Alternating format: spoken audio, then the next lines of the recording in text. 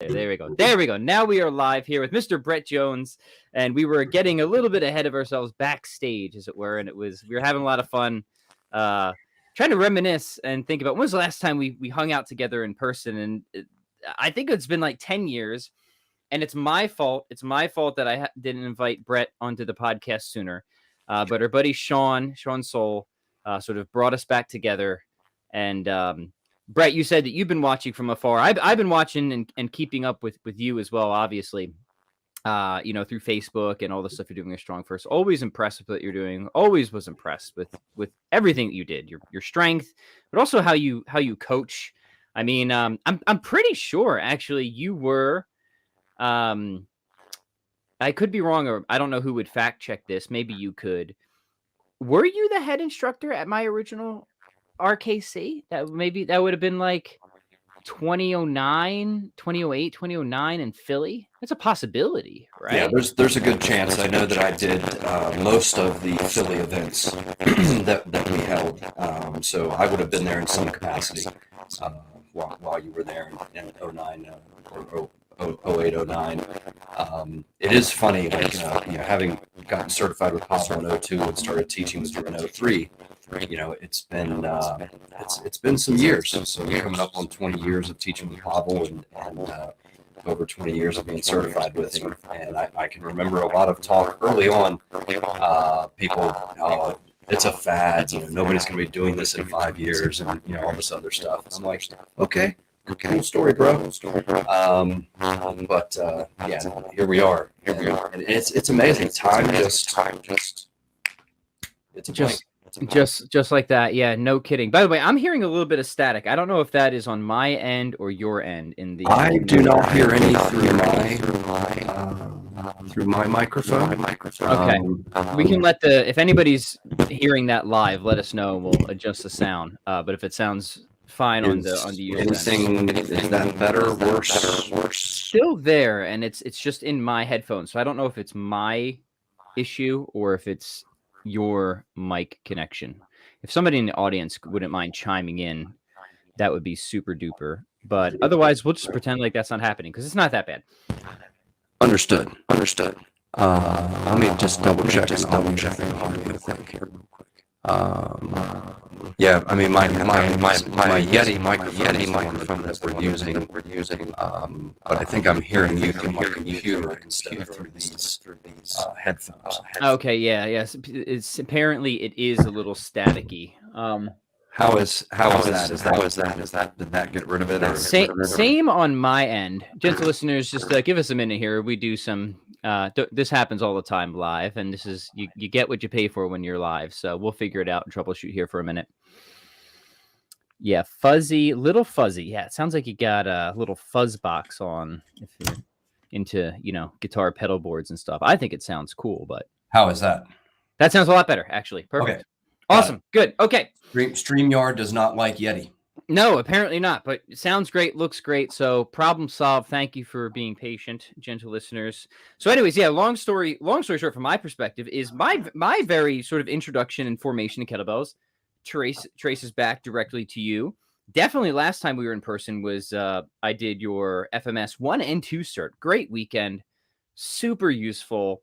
So yeah, I don't know if I ever got to thank you for all the excellent instruction you gave me over the years, but if not, thank you now, Brett. You really helped shape me in many ways, and it's great to have you here. And you've got honored to be part of the journey. Yeah, and you've got an awesome new book out, Iron Cardio, and that's going to sort of set the trajectory for this conversation on this concept of strength aerobics. But yeah, let's go back. What prompted this book? What's the backstory behind it? For people who might not be entirely in the kettlebell world and aren't totally familiar with you and your work, give us a little bit of the biography, if you don't mind, Brett. Mm-hmm. Absolutely. So I was diagnosed with cancer in February of 2020.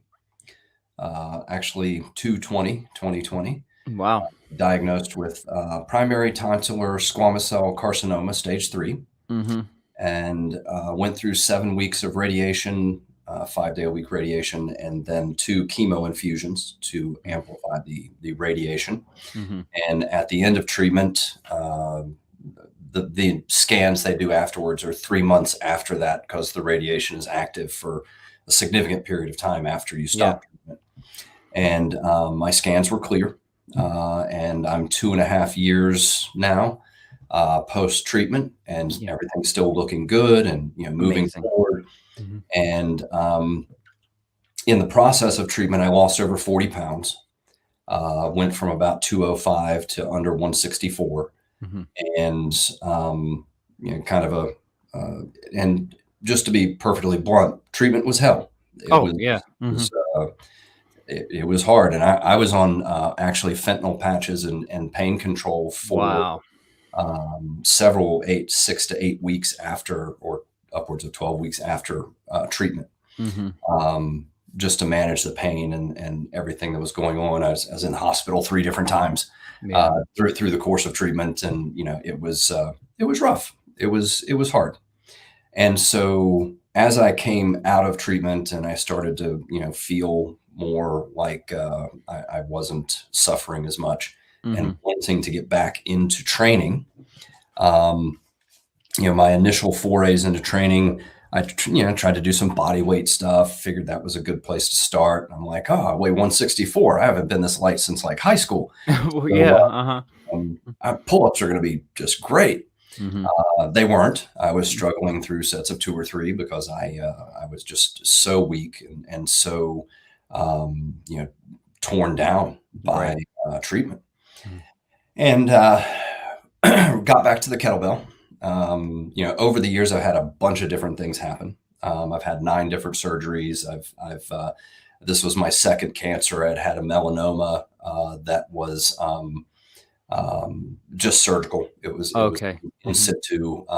So not even a stage 1, what they call a stage 0 or in situ. So that I had that removed. I've had a bunch of different things over the years. And as I kind of got the kettlebell back in my hand, I tried to go back, very traditional swings and get-ups. And what I realized was I wasn't strong enough to handle the ballistics. I needed to take another step back and really start rebuilding my strength at a very slow strength level before I start producing power and things of that nature. And so what I started playing with was an article in 2014 by Pavel and Alexei Sinart called Strength Aerobics, a powerful alternative to HIIT, or something like that. Sure. And the original article was clean press squat, set it down, shake it off, clean press squat, set it down, shake it off, set a timer for 20 minutes, 30 minutes, and just enjoy, keeping the sets going and keep it aerobic sort of thing. So, and I had been using some version of this to a certain extent, really since that article came out. So post, when I realized I needed to rebuild my strength, I'm like, well, let's go back to that. And what happened was, and I joke about this in the book, like nobody sends me programs to use because they know I won't follow them. Because you'll just tweak it up. I'll send you back what I did with it, but I'm not gonna follow the program. It's hilarious. Like Pavel, Fabi, like all these people that are just fantastic programmers. Nobody sends me programs, right? Because they're like, you're not gonna follow it anyway. So I start doing all kinds of different variations of the strength aerobics and really start to, I initially was able to get myself back up to about 180 from having been down at 164. I'm currently around 190, and I'm getting a lot of hypertrophy and a lot of benefits from doing. You look great, Brett. You really do. Thank you. Thank you. It's been, coming back it's been good. And physicality has been so much of who I am from the time that I was, wrestling in junior high, and things of that nature. So getting physically strong again was important to me. Would you mind if we actually just talked about that for a minute before we get into the program work? Because you're such a humble guy that I want people to appreciate that you weren't just like a generally fit guy. You were savagely strong, Brett, right? You really were. Like, I forget the exact numbers, but your deadlift for your body weight was really impressive. You bent the red nail, one of the early people to do that. So it wasn't just like, good general strength. You were at a very high level. And so that by itself is just something to acknowledge. But then to go through everything you did with all the cancer and all the treatments, and essentially be back to ground zero. What the mentality and the mindset, like what lessons were drawn from that? I just love to hear more about the mental aspect of that, because I mean, we've all had setbacks in life where we get set back and we're not where we were before, but they're usually not that large, right? That you went through. So I'd just love to hear more of your perspective on all that side of it. Mm-hmm. So the general mindset just through treatment and everything else, and really from the time of diagnosis, and I didn't do the typical male thing where I was like avoiding the doctor or anything like that. And yeah, good. I had some weird symptoms of kind of ear pain, and half my tongue went numb. And I'm like, that's not normal. Mm-hmm. So I pursued, getting an answer. Didn't want the answer to be cancer, but I pursued getting an answer. And mm-hmm. my mentality as I moved forward was identify the next step, take the next step. It's kind of a riff on the Martian movie with Matt Damon. If you identify the next problem, solve the next problem, you solve enough problems, you get to come home. Good movie, by the way. Yeah, I like that one. Awesome movie. I've watched that thing so many times. Not as many times as I've watched Shawshank Redemption, but the Martian's also amazing movie, which I rewatched just recently, so it's fresh in my mind. Yeah. Uh-huh. If it's on, I'll turn it on. Like it's just one of those movies, and I can get into it regardless of what scene it's in. So the mindset was identify the next step, take the next step, and just kind of, I'm, for good and bad, I'm really good at putting my head down and moving forward. Yeah. One of my favorite quotes is a Winston Churchill quote that if you're going through hell, keep going. Keep going. Yeah. And also the Tennyson quote is also something that I would replay in my head a lot. So the mindset through treatment and everything else was head down, identify the next step, take the next step, get this done, get through it. And that's all you can do is survive it. Right. And I'm still working my way through this in a couple of different ways, in that I was never one to take on like challenges. I know it's very popular for people to put out challenges on social media and do these different things. And that's never appealed to me. And after cancer, it appeals to me even less. Right. Because I've been challenged. I have been taken to my edge. I was sitting there, I was supposed to have 3 chemo infusions, and I was sitting there the day that they were supposed to do the 3rd chemo infusion. And my doc walks in, my medical oncologist walks in, takes one look at me and goes, "Oh, we're not doing this to you today. You look bad." When your medical oncologist says you look too bad to get chemo, you don't look good. Right. So I've been pushed. I don't need to wonder where my edge is. Yeah, and involuntarily so, right? Correct. So I'm good. Like I do things in my training. I push myself, and I accomplish things because I want to accomplish them. But I'm just not a challenges person. I've been challenged, been there, done that, got the t-shirt, cut the sleeves off, mow grass in it. Right. I'm good. I don't need to be challenged anymore. And then there's actually some survivor's guilt that I've had to kind of work my way through, because why do I get to have one treatment and be fine? I have a friend in the family who is, she'll be on basically lifelong chemo for breast cancer. Why do I get to be, treatment and done? And while there are people that don't make it through treatment, and there's people that have to do multiple treatments and they're on treatment for the rest of their life. So there's things mentally that I've had to kind of work through, and training has been something that's helped me with all of that, because I've just been able to kind of work through those.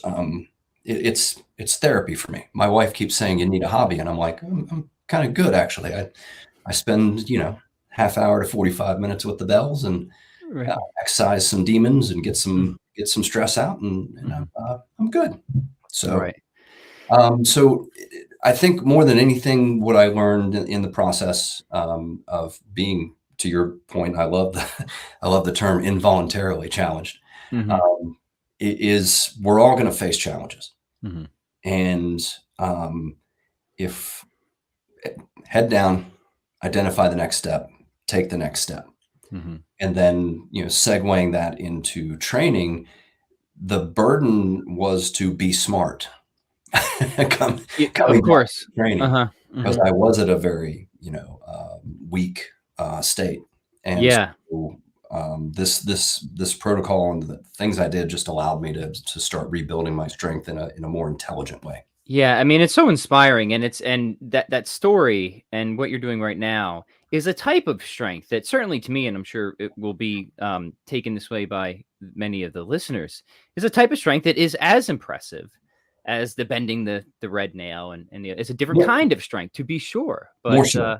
yeah, More more impressive to me. Yeah, Yeah, absolutely. Uh-huh. and to your point, like, Hmm. I've 11th guy in the world to bend the red nail, Hmm. squat at 518, deadlift 573 at 198. I've put a 360-pound Atlas stone on a 4-foot platform. Hmm. Um, I've actually done some other grip feats that I don't have on video anywhere, so I don't talk about them much. But I've done some things grip strength wise that were considered to be Right. pretty good feats of strength, and Mhm. my physicality has just been a big part of me. Yeah. Like I said, ever since I was wrestling in junior high, and I had these examples of strength from my father and my brother, and then into wrestling, where being strong pays off. And Yes. so it's been something that's been part of my life for a long time. So losing that, ending up at the end of this course of treatment, there's a picture, I'll send it to you. Hmm. There's a picture I keep coming back to where it was my stepdaughter's high school graduation, which of course was vastly different because of COVID and everything else that was going Right. on at that time. Hmm. And I look at that picture, and the thought that keeps going through my head is, who the hell is that guy? Mm. Like, oh my God, I don't even recognize myself in Hmm. that photo. So, but we're all going to get challenged, and there is a path back to some degree and in some manner. And, having knowing what treatment did to me, and knowing that I was in the chemo chair beside a grandmother who was receiving breast cancer treatment, and she's kicking my ass. Mm. she's, she's handling chemo and Yeah. her treatment way better than I am. Mm. And so you figure out real quick that as important as the physicality is, it is the second uh, Yeah. type of strength. The first type of strength is that ability to endure. Yeah, yeah. Thank you so much for sharing all that, and perspective, right? It's all about having the right perspective, I think, on everything. So, yeah, just really great to hear that, Brett. Swinging back now to the strength aerobics. Sorry to take that detour. I thought that was Oh, important, and I take left turns all the time. yeah. So, all right. So, because you're looking great now, this book you have is awesome. We're going to talk more about that as we move along. So let's steer back to the strength aerobics. You start using this protocol, and you sort of start Brett Jonesing it, right? You start tweaking it and modifying it. All right, take us from there. Hmm. So it really just became one of those things that what can I add to this, and in kind of honoring the core principles of wanting. And Pavel he's in the 34th edition of the Level 1 manual. He has this kind of information in there where, like, there's types of workouts where it should feel just like good manual labor. Yeah. And I think most of us have done some form of manual labor, whether that's working in our yards or houses or jobs that we've had.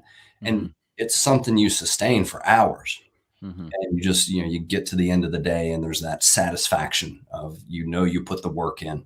And Hmm. that's kind of the mindset with the session. So I started doing simple things like add a snatch to it, clean press, squat, snatch. Hmm. Well, that led me to this realization that that's not a linear change. That's an exponential change. Right. That's And just to clarify real quick, the original protocol is just one rep of each, right? So it's Yeah, just one rep of each. You do it on the left, you do it on the right, and you kind of rest kind of as much as you want, right? But yep, not 30 minutes, of course, but you just try to get into a steady groove and rhythm that you could keep up for 20 or 30 minutes, right? Hmm. yes. 100%. Yep. And so I started doing, I would add pull-ups. So I'd do a set of whatever, clean press squat on the right, clean press squat on the left, go do 2 pull-ups, come back, relax, rinse and repeat, keep going. Double bells, what I call traveling twos, where you do 2 reps, but it's travels through the sequence. So 2 squats, 1 press, or sorry, 2 cleans, 1 press, 1 squat, 1 clean, 2 presses, 1 squat, clean, press, 2 squats. And you can add snatch. I love the idea of calling that traveling twos. So I've done those workouts at program, but I never had a good way of describing it. I'm stealing it for now. And traveling, whatever the number is, that's a great way of putting it. Yeah. And so moving target complex fits, I started doing some double bell work. So I started coming up, and in the book, I refer to it as kind of choose your adventure programming, where, what do you want to do? Like pick a time frame or number of sets, pick a variation, whether that's classic or traveling 2 or weight ladder, rep ladder, and choose your own adventure. Put it together in the way you want. And I finished a workout here it's been several weeks, but I went back to I go back and try to, if I repeat a session, I won't go back and see how it compared total time wise and things like that. I had to go back a year in my training log to find that same workout. So I've been training consistently, and I had done a lot of other workouts between those 2 points, but I had to go back a year to find the same session. So I love oxymoronics. So it's consistently variable. Right. I can do the same thing every day because I'm not doing the same thing every day. And I don't train every day because I'm getting into some workloads that I need rest days. Yeah. So that led me to starting to use it with some students, people that I'm working with. And actually, Traveling Twos and Iron Cardio, the name of the book, Iron Cardio came from a friend of mine, Mike Spiegel, who sends me in his training log, and he's like, Iron Cardio, 32 kilo. And I like pick up the phone. I'm like, wait a second. When you said Iron Cardio, did you mean strength aerobics? He's like, yeah. Like my boxing coach used to call it, we're doing an Iron Cardio day. I'm like, I am stealing that. Are you doing it? I'm not even asking. I'm just taking it. Right. Yeah. I asked, but I took it. Right. And then another student of mine, Mike Krakowski. Oh yeah, Mike. I just had a chat with Mike not too long ago. Yeah. Nice, great guy, tremendous. And he sends me in a training log, and he's like, "Oh, I did the traveling twos." I'm like, and I used to call it rotating twos. And he said, traveling twos, because the 2 travels through the sequence. I'm like, okay, I'll change the name. Like, okay, so I feel less bad stealing it from you, knowing you took it from Mike. Then, okay. Hey, we're all thieves. Just give me credit for 2 weeks. That's the rule. We'll give you credit 3 times, and then it's done. Right? Yeah. And then move forward. Right. So yeah, it just kind of organically grew. And then as I started to share some videos on Instagram and things like that, people were like, when are you putting out a book on this? I'm like, I don't know. So I started writing, and took way longer than it should have, like any other project. And there it is. Yeah, it's amazing because you've written a lot. Obviously, you have tons of articles and tons of content. So a book from Brett Jones was certainly overdue, in my estimation. I had threatened to do it on way too many occasions. That it just needed to happen. And it was I was talking to Chris Hook, and one of our team leaders, and he asked me a very simple question. And I have this in the book right away. He's like, why do you want to do this? I'm like, that's a great question. I have no idea. So should probably have a why. And then it hit me. Like, I just went through hell. Right. Yeah. And this is not only what so I filmed a video for this on strongandfit.com as well. And so there's a video and there's the book. And when I was doing the outline and talking about the video, like if you watch the video and you see my warm up, that's how I warm up. If you see me go through this is exactly how I train. I wasn't going to do anything that wasn't authentic. Yeah. I wasn't going to make up a warm up. for the video Right, that you don't use, right? Yeah, that I don't use. it's like those, yeah, all those I don't know, infomercial programs of, and they're like fun little workouts, but it's like that isn't what you're doing, dude. Right? Look at your body. That is not your workout, right? Yeah. Exactly. So I wasn't going to put anything out that I wasn't currently doing, and this just kind of grew.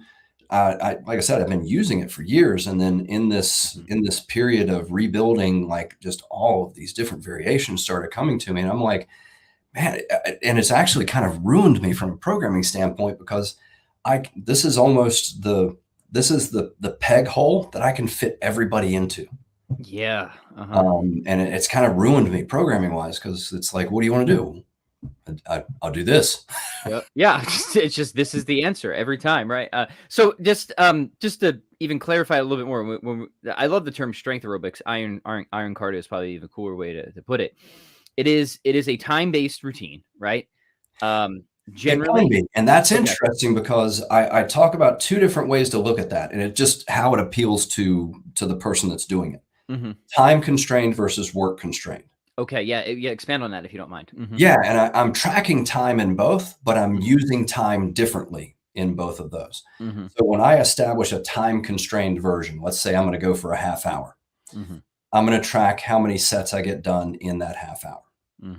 Now we just flip that to work constrained, where let's say I want to do 40 sets. Right. So now I just track how long it takes me to get to 40 sets. So again, I'm tracking time in both, but I'm using time differently in both of those examples. And for me mentally, I like having the goalpost. I like saying it's a 30 set day. I did a 60 set day yesterday. And so I like setting the goalpost out there and making my way to the goalpost. And then in terms of overall work done, you like that more than the time? Correct. Got it.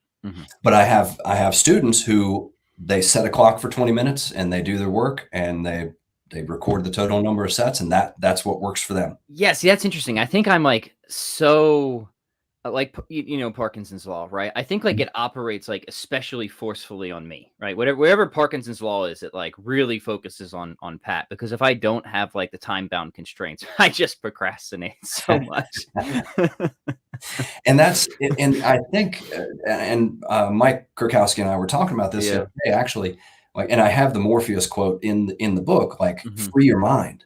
Like I had held myself to specific work rest ratios for so long that when Pavel introduced me to the idea of timeless and just do 10 sets of 10, but ever how long it takes you is ever how long it takes you. Right. Just pass the talk test and record your total time and don't worry about it. My training was better than ever. And then I started bringing that into this mindset where, I just do my sets. I know what it feels like to recover for the next set. And then I just track. Now, from a record keeping standpoint, I actually keep track of my time every 10 sets. And I do that because I know if it clues me in to whether I'm pushing too hard. Because I'm as much of can be as much of a clock chaser as anybody else on the planet. And so if it's taking me 5 minutes to get through my first 10 sets, and I'm within that 5 or 6 minute time frame per 10 sets. Cool. That's a good pace. But if I'm 3 minutes for the first 10, and then I'm 6, and then I'm 8, and then, so now like the time to accomplish 10 sets is really growing. I pushed too hard. Yes. And I can look back at that session and say, you went out of the gate too hot. And so I track it in a couple of different ways. Now, I don't track much else. There's an interesting thread on the forum where people are like, well, do you track this? And do you track that? I'm like, no, I don't do heart rate. I don't. And I'm going to start experimenting with that. But I just track sets and time and. Yeah, super minimalist. I love it, which is the theme of all of this. So two other follow-up questions to that. One is the aerobic effect just comes from just keeping that pace for an extended amount of time, right? But the strength is you're just practicing these basic compound fundamental movements. Intensity prescriptions. How do you approach that? Kettlebell size for these routines. And So the original recommendation was a 10 RM military press kettlebell. So a bell you can press fairly comfortably for 10 reps and just Yes. go with that. Yep. I like a 5 or 6 RM. Okay, so you're going heavier. Yeah. So my current training weights, my central weight right now is a 36 kilo. I do some with a 32. I put the 40 kilo into some weight ladders, but I would say my main training weight is a 36. And when I first started after treatment, it was a 24. And I felt confident in doing that for singles. And I remember one of my first workouts was struggling through 20 sets with a 24 kilo. And I'm now doing 60 set workouts with a 36. And those sets for you now are, well, we mentioned traveling twos, but are you still mostly just doing single rep exercises? And what would one of those sets look like now? Because you mentioned adding like the snatch and stuff like that in there, right? Yeah. So if I don't do, it's going to be, I'm doing about 3 to 5 different versions on a consistent basis right now. Okay. Weight ladder, rep ladder, where I'm focused on the military press and laddering from 1 to 3 reps, and traveling twos, and then just the classic clean press squat. Okay. And I'll typically, if I'm going to add something to the classic, it'll be pull-ups. So Got it. Set on the right, set on the left, 2 pull-ups. Well, do 30 sequences of that, 60 sets of kettlebells. You actually accumulate 60 pull-ups, which is decent pull-up volume. Right. And so like that's where I've been recently of the main things that I'm repeating. But I can tell you adding the snatch is that elevates things quite a bit. Yeah, for sure. By the way, for the listeners, we'll hopefully have some time to do Q&A at the end. So if you want to send any questions in for Brett, please do so.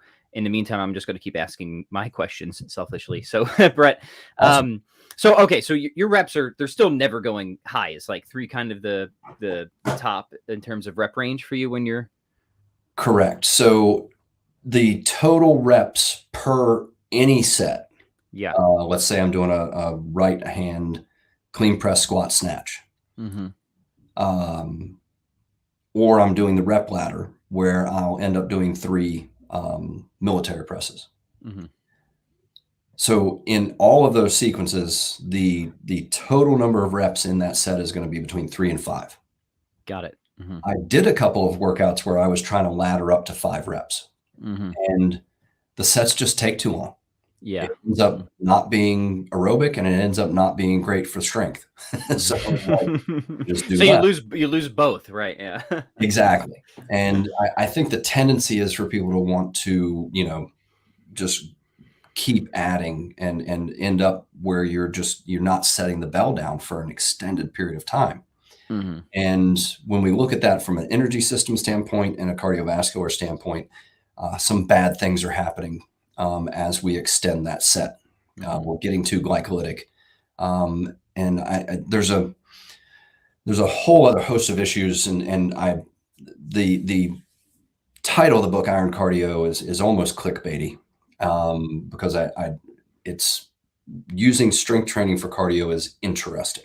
And when you talk to a pure exercise physiologist, they will balk at the idea that this is got to watch out for those pure exercise physiologists out there. I know. Any purist, right? But when you look at how the body responds to strength training from a cardiovascular standpoint, there are a couple of issues as far as the pressure load and the volume load. Because we're generating tension, we restrict blood flow. So there's not whereas if we're walking or on a bike where we're pedaling, the muscular firing sequences are such that it's actually enhancing the blood flow and you get good blood return to the heart. Yeah. When you generate a lot of tension, you actually don't get the full blood return to the heart. And so you're not filling the left ventricle quite as much. And so that's the volume load. and then you're under pressure, so you're having to squeeze harder anyway to get the blood out of Yes. the heart and out to the body.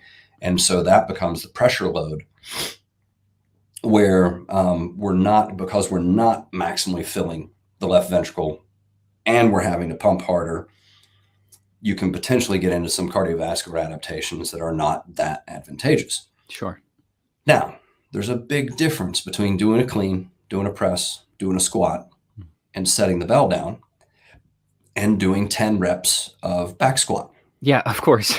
Right? So I think the iron cardio and the strength aerobics hits this kind of midpoint where I'm changing emphasis on the musculature that's being used and how it's being used through that set, and then resting long enough to make sure that I'm not going glycolytic.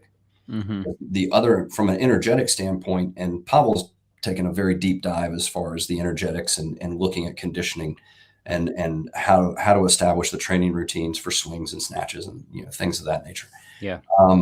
For strength training, when they actually stick electrodes on and they maximally contract a muscle, you go glycolytic quick. Because when we're under tension, there's no blood flow, or greatly reduced blood flow. And so there's no oxygen coming in. So you're either on your alactic system or you're glycolytic, because you can't even think of going aerobic until you actually get blood flow and exchange of byproducts to happen again. So another reason to keep the sets between 3 to 5 reps and to have this kind of toggling between different types of stress, with a ballistic and then a grind and then things of that nature, is we are changing that cardiovascular stress. Yeah, that's nice. And that helps you to get best of those two worlds then, right? That's the idea, right? Yeah, really cool. So just to shift back again to maybe more of the conceptual with this, you have a nice section in your book. I just want to get your expanded thoughts on it, on approaching training either from an intuitive standpoint or very structured standpoint, right? And this is something I've thought about a lot and often struggled with in my own approach to training, right? Do I just follow things all the time by the letter, no matter how I'm feeling, right? Come hell or high water, if it says do this day, I'm doing it, or my family's gonna die, right? Right. It's a serious business, right? I'm professional, right? Or do I take a more flexible, intuitive approach? And of course, there's degrees to how flexible, intuitive a person might be in a training. What has your experience taught you with all of this, Brett? And how do you think people should approach programming? Well, I talk about it a little bit in the book there. One of the things is, if you think you're intuitive, but you have trouble reaching your goals, you might want to rethink that. Yeah, it might be a little more structured, right? Yeah. If you think you're structured and you have trouble reaching your goals, you might need some intuitiveness to come into play in your training. For me personally, and as established before, I don't follow programs well. I've always had this lean towards this intuitive nature of what I kind of feel like doing. Now, I have followed structured routines. I have done powerlifting competitions and peaked and, done structured routines. But I always come back to this idea of doing kind of what I want to do. Literally, like, my programming is I pull out my training log and I look back at what I've done on the last couple sessions, and I just pick something for the day. Yeah. Now when it's what you want to do and it's sort of intuitive and by feel, would you say it's still always adhering to some like basic principles, right? It's not like completely haphazard, right? 100%. Yeah. 100%. And I think that if we kind of drill down on those for just a little bit, waviness, in that we want to see differences in intensity, volume, and density. We want to manipulate those variables so that the workouts have some easy, medium, and hard sort of categories. And we want to make sure we're hitting those. Like you should have easy days, you should have hard days, and you should have medium days. Yeah. And the difference between those days should be noticeable. If you're doing 100 swings in a day, 90 is not different. Greater than or dropping down below 80 is different. Sure. from what that previous day was. And that's a plan strong principle, and from Pavel with the Delta 20 principle, where the difference between a session needs to be at least within that 20% time frame. Yeah, that's good. And I have a section in the book on, and it was the excerpt that was published on the Strong First site, is avoiding the traps of intuitive training. And one of those, like there's one where you think you're being variable, but it's always intense. Yeah. I've fallen into that trap for sure. Yeah. 100%. And I don't have a problem making mistakes. Like I'm not trying to train perfectly, and I'm not I don't have all this stuff figured out. So like I make mistakes all the time where I'll look back through my log and I'm like, yeah, you're not that smart, are you? Because I refuse to look back too far, because then I start looking too dumb. Yeah. You dropped the weight, but you added a snatch. Yeah. you went with traveling twos and added a snatch. Like who thought that was easier? Right. So yeah, you're going to make these mistakes, and you develop your own language of and style of training when you let it develop over time. And I shared a copy of this early copy with a friend of mine who's a very structured trainee, very intelligent guy, and he's like, "How do I know I'm not going to screw up?" And I'm like, "How are you going to screw up? Like, okay, you might have to take an extra day off because you pushed a little too hard one session, but is that really screwing up? Like, it's okay, make mistakes." Yes. And that's where you're going to learn the most. And that's where you're going to really develop your own language of training that you can take into different areas. Yeah. And again, if I was getting ready to train for powerlifting competition or something like that, I have an end date where I need to peak. I know, and then I can lay out my plan to reach that point. So yeah, you want some guardrails. You want to have your waviness. You want to manipulate intensity, density, and volume.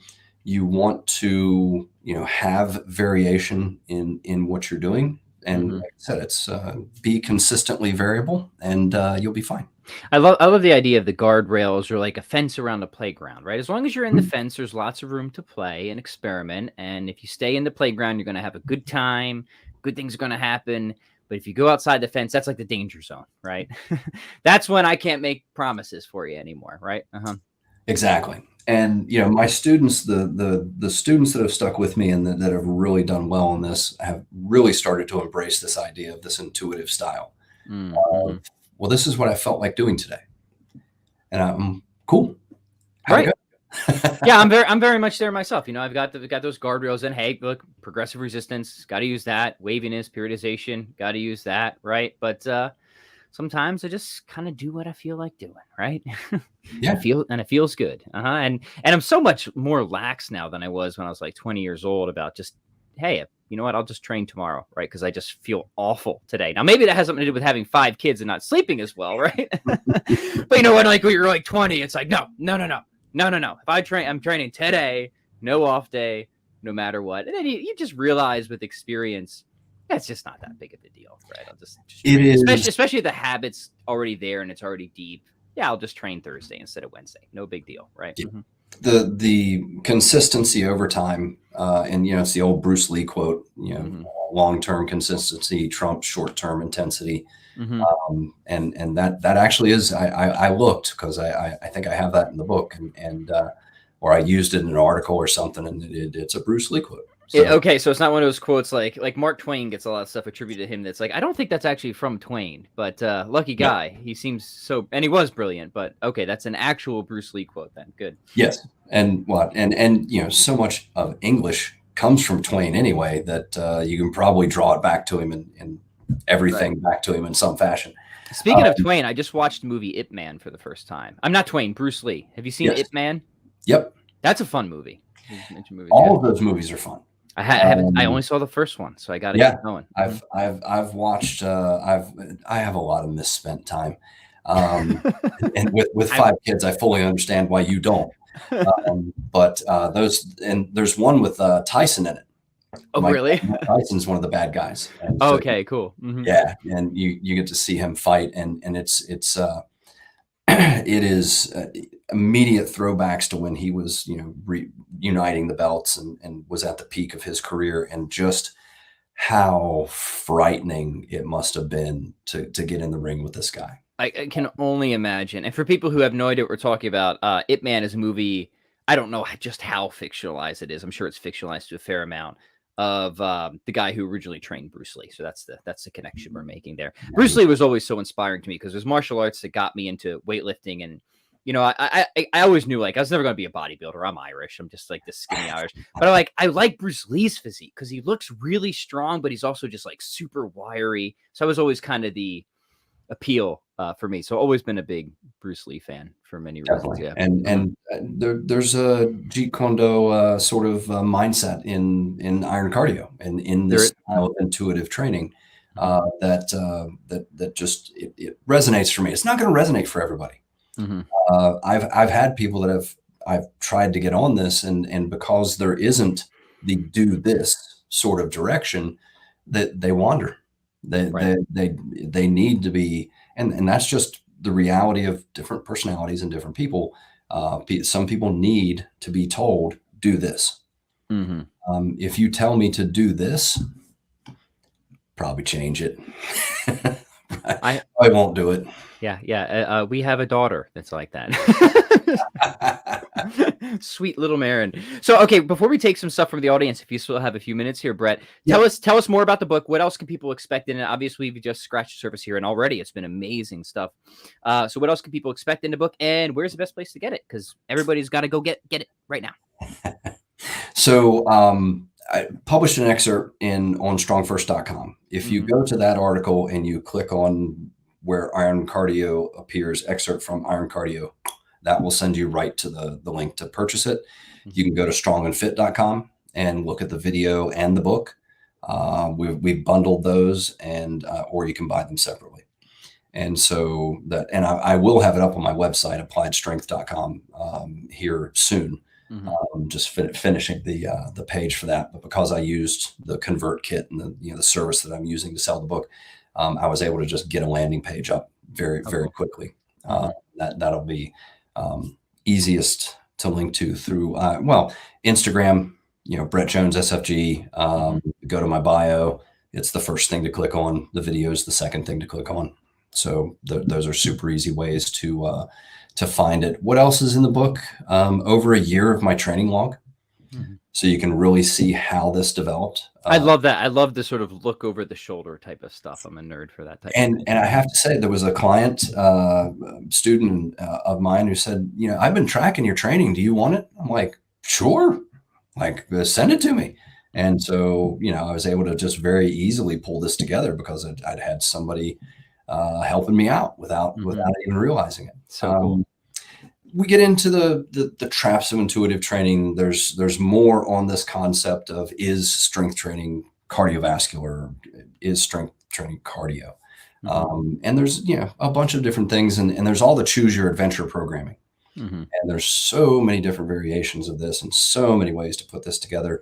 But the guardrails are that 3 to 5 reps per set. It's not AMRAP. This is not a smoker where you're supposed to be maxing it out and going to failure. So yeah, all those guidelines are in there, and then play. And my response on the forum when people were talking about all the different things that you could track, I'm like, hey, don't let the tracking of all these different variables take away from the joy of the work. And that's when I do a session, like I look forward to it. I hit on a variation in my head and I write it down. And I'm like, oh yeah, this is going to be good. It's going to be fun, right? The session I did yesterday, I should have stopped. But I'd set a goalpost out there, and every now and then overreach. Yeah, it's just a little far. Yeah, sure. Yeah, and then some days, give yourself an out. Right. I've certainly had days where I can look back and find it. I had set up a workout. I got my movement prep, and I got through my first couple of get-ups, because I do a get-up every time I train, as everybody should. And I finished my get up and I was like, no, I'm not doing this today. Yeah, it's amazing. See, that's way better than my worst gym fail. My worst gym fail is I was literally driving to the gym and I got to the intersection where you would turn right to go to the gym, and I just immediately took a hard left to Pancake House, and that was all I did that day. That was like my all-time like, yes, can't fail harder than that, right? Didn't even get to the gym. It's not a fail. It was a win. It was a total win. Yeah, and I had a great session the next day, right? Yeah, so yeah. There you go. Yeah. So, hey, guys, seriously, just grab the book. I'm going to link it below. Brett does such amazing work. Pick up, iron cardio and all that good stuff. Yeah, so cool. So much good stuff here. Before we take some stuff for the audience, one last thing. What's going on with Strong First? What's happening there? And you guys cooking up anything new or cool that you want to just mention or plug real quick? Oh my gosh. There'll be a new online course up soon on Simple and Sinister. There's we are working on a couple of other online courses in the background behind the curtain. Cool. Certifications are starting to come back. Numbers are coming up. People are willing to engage in that live certification. Good. So that's happening. There's always a little bit of work going on in the background as far as updating curriculum. Pavel and Fabio launched a new seminar on programming improv. Mm-hmm. And everything's just Derek Toshner's made some progress in all-terrain conditioning, and we've got Pavel's working on a few different projects behind the scenes, and mm-hmm. we're busy. It's I heard this recently, and I'm going to use it as often as I can. We're like a duck swimming. Mm-hmm. Above the surface, everything looks very smooth and calm. Below the surface, it's scrambling. That's just life. That's just everybody, I think. Yeah, exactly. By the way, you mentioned the Toshners. Let me give them a shout out. So I actually live quite close to Ryan Toshner. So I'm down at his place not too infrequently. So let me give a shout out to TNT Fitness if anybody's in the sort of Wisconsin area, Waukesha, Wisconsin area. Awesome place to train, and I know they host TSC and stuff like that a good amount, and just do a lot of good stuff associated with Strong First. 100%. Yeah, definitely. Toshners are great, and monsters. Like I've never done snatch tests and things the way that they've done them. TSC snatches, like that. Yeah. Right. Yeah. Just incredible. It's just like, yeah. Well, why would Pat Flynn even bother? It's like if I see like Derek's doing it, like it's just no point, right? Absolutely. Yeah. It's I leave that to them. Yeah, but great guys. All right, let's take a few things from the audience. Here's just some praise here. FTW Kid says Brett bought the book and loved it. Great work. Yes, it is. Thank you. It is awesome. It's great. Stephanie Crockett, good to see you again, Steph. So glad to hear you're doing better, Brett. We all are, of course, Thank Brett. You. Yeah, such a great story, and really appreciate you coming on and sharing that with us. Here's a question from TUN Personal Training about pull-ups, Brett. Would you recommend weighting the pull-ups or chin-ups at the end of the sequences? So are you just doing them body weight, or you add weight, or what are your thoughts on that, Brett? Mm-hmm. I've just been doing body weight, but I think you could easily add, and the logistics there need to be pretty dialed in, right? Because I am trying to keep an eye on the density and Mm-hmm. get my work done with appropriate rest, but I want to get the work done. Mm-hmm. And so if it takes you a significant period of time to get into however you're weighting that pull-up, then that may not be the best strategy. If you can just throw a belt around and clip it and you're doing your pull-up in a second, I think now it would be a pretty moderate load, probably a 6 to 8 RM weight that you're only doing 2 reps with. Mm-hmm.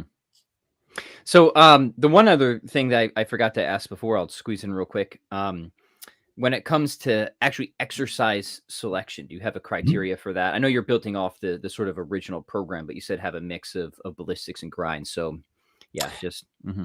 So in general, and I've done some like level 2 variations of iron cardio where it's a clean, a jerk, and maybe a squat or a long push press. I got in trouble online for calling it a long push press, and people were like, you can't call it thrusters because of a certain other organization. I'm like, look, I learned this over 20 years ago. We called it a long push press. All right, so let's settle this now, because I've gotten in trouble over that too. But I thought there was, at least I still think there's a difference, right? Because the long push press, you're not trying to like bounce out and use a ton of momentum, right? It's a more controlled. At least that's how I've always thought of it. Maybe I'm wrong. Clarify. Is there a difference between the thruster and long push press? So I think for the thruster in particular, you're allowing the drop of the weight to really drive you down into that next squat. Yeah. With the long push press, I'm going to do a military press style lower, pull myself into my squat, and accelerate out of the squat to perform the push press. So yes, I do think there's a difference between those movements. And so, yeah, I mean, you can do a more kind of ballistic-y nature sort of iron cardio, you know, do a clean, do a swing, do a clean, do a snatch. You can put together your sequence. You can definitely add jerks, add push presses, or sub out the press for a push press. The long push press works great. It's miserable, but it's effective. So yeah, there's options. And I had somebody online. They're like, well, can I squat first? And I'm like, can you? Sure. Like if my concept is intuitive training and free your mind, I can't say no. Right? That would not be consistent. And I'm like, I never even thought of it because I wanted the emphasis on the press. When I nail that clean, and I have a little difference in how I do the clean, in that I inhale through the clean to the rack position. I don't exhale, so that when I hit that rack position, I am ready to press. Your breath is ready for the press, right? And I don't have to get ready to press. I hit a big inhale during the clean and hold it, and I'm ready to press. Yeah. And so I wanted that emphasis on I'm going heavier in the iron cardio than typically recommended. And I wanted to optimize that press. That's just where my head was. Okay, excellent. This has been so good, Brett, and I thank you so much for taking the time today. Before we say goodbye, again, I'll link the book below, but where are the best places for people to keep up with you and your work? You mentioned Instagram. Remind us of that, and any other places? Brett Jones SFG on Instagram is probably the best place to just catch up with what I'm doing. I do have a Facebook page for both Applied Strength LLC and for me, Brett Jones, easily searchable. Strong First Forum, Strong First website. Yeah, to your point, I've got 63 articles up, something like that, and lots of information out there. And then my own website, appliedstrength.com. There you go, gentle listeners. Brett Jones, thank you so much. It's been an absolute pleasure. Pat, thank you so much. It's great to reconnect, and just thank you for the opportunity to speak to you and your audience. Would love to do it again soon, Brett.